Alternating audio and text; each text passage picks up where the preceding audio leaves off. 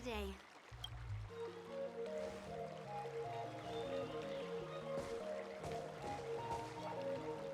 Miss March's sword skills are really coming along. She'll hold her own just fine in the war dance. Perhaps I might have a shot at beating both masters in the ring?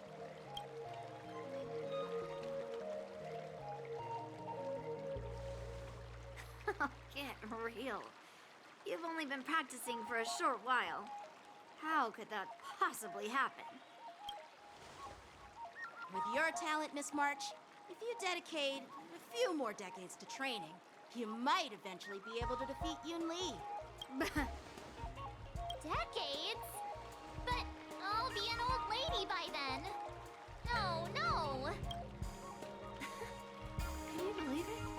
March 7th has actually become a pretty decent swordmaster in such a short time. Now I understand why Grandpa always had a grin on his face while training me. Are you sure he wasn't laughing at you? Oh, shut up! It's all thanks to your amazing guidance, Masters. Miss March, you're really getting the hang of wielding dual swords. If you're keen on advancing, trying out different Xianzhou blades can improve your touch. Oh, let me see. Which sword is the most powerful? Single sword? Great sword? Or maybe a flying sword? There's no such thing as the most powerful sword. It's all about the skill of the swordmaster. Yanqing wields several flying swords, while I only wield one. But remember how I kicked his butt at the Alchemy Commission? First, you didn't kick my butt. Second, you'll never kick my butt. Third, how about we settle this right now and see who kicks whose butt? Yeah, I'm up for that. And if I kick your butt, you'll drop out of the war dance. Deal? Why are you two arguing again? I thought things had been improving between you lately. There was talk that the leading disciples of the Law Fu and Juming generals were supposed to face off in the war dance, but for some reason, they suddenly teamed up to train an apprentice of their own. Turns out the rumors are true.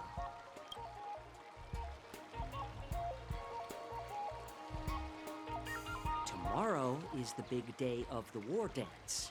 Shouldn't you two be focusing on honing your skills instead of teaching swordplay here? You're... Oh, that's right. You're the pink-haired box from the Yaoqing. This is Mr. Jiaoqiu, the healer working for the general of the Xianzhou Yaoqing. Ah, got it. So, you're the participant attending the war dance on behalf of the Yaoqing. And you were trying to sneak a peek at our training? Sorry for the misunderstanding. I don't know anything about martial arts. I'm just here on the general's orders to take care of some official business. I didn't mean to interrupt your training. I'll be on my way. If you know nothing about martial arts, why were you smirking earlier? Well, my curiosity got the better of me, I suppose. When I heard Miss March's pondering about what to learn, I couldn't help but wander over. From my professional experience, cleavers, slicers, chopping knives, and carving knives are all just tools. Kind of like frying, sautéing, boiling, and deep frying in cooking.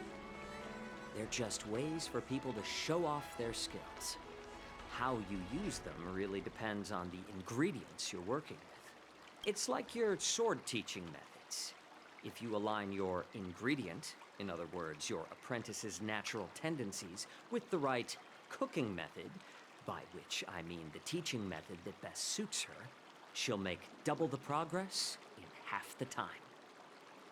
For example, golden eggplant tastes best when fried, cloud peppers when stir-fried, and yellow boulder beef when simmered. It's all about discovering the nature of the ingredients. Apprentice. All this talk about food is making me hungry. Are you a healer? Why are you... Well, it's just a metaphor. The medicinal school I follow on the Senjo Yaoqing is called the Ranja School.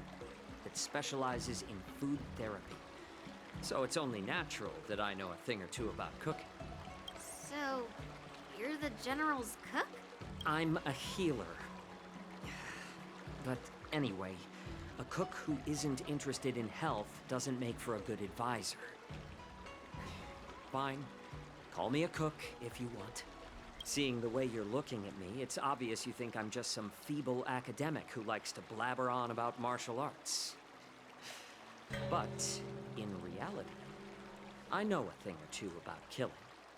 After all, the art of healing inherently encompasses both life and death. Why is this guy suddenly getting all serious with kids? Do you recognize this bottle of medicine in my hand? No.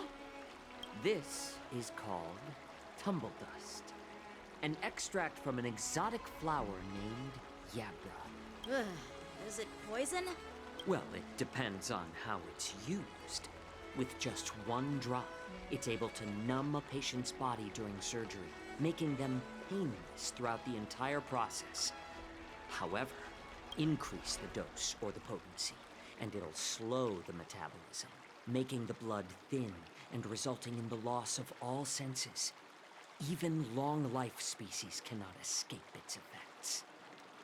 This thing can save lives or take them.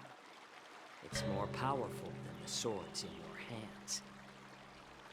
That may be so, but still, I prefer settling things with a sword than, you know. Huh. Looks like I did get you all wrong. You're not a feeble scholar, but a sinister and despicable one. Hey, why the insults all of a sudden? I'm just sharing some medical knowledge here, not persuading you to poison anyone. Seems like you get real excited when talking about poison. I can't tell if that's an honorable thing or sinister. Picture this. Two individuals. The one standing is full of malice. The other lying down is honorable and righteous. How can the one who's lying down label the one standing as sinister? In the throes of combat, where life and death hinge on a singular moment, every idea fades into nothingness. The only thing that matters is staying alive. Surviving the battlefield reshapes all notions of worth, be it integrity or treachery. In my eyes, their significance is negligible. Perhaps you've underestimated Yunli and me, Mr. Jiaoqiu. We may be young, but we've seen our fair share of war.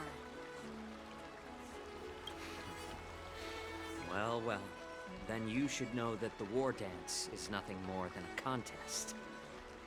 So why are you so focused on it? When I was appointed as the ringmaster for the war dance, I asked the general, we Cloud Knights are supposed to charge into the fray and slay enemies. Why do we have to swing swords in a ring just to please an audience? And this is how the general replied. To unsheath your sword in a ring is no different than on the battlefield, as your sword reveals the might of all Cloud Knights. The war dance is the perfect chance to showcase martial virtue and forge alliances from all over the cosmos. When we unsheath the sword without drawing blood, we not only display our might, but also the martial virtue of the Cloud Knights. That's quite an insightful statement, Yanqing. Well, my apologies for being so short-sighted. I've been on the Luofu for quite some time, but I haven't had the chance to see the ceremony venue for myself yet. Hearing you speak so highly of it has piqued my curiosity. Would you mind showing me around? You want to see the Sky Splitter ship where the war dance will be held?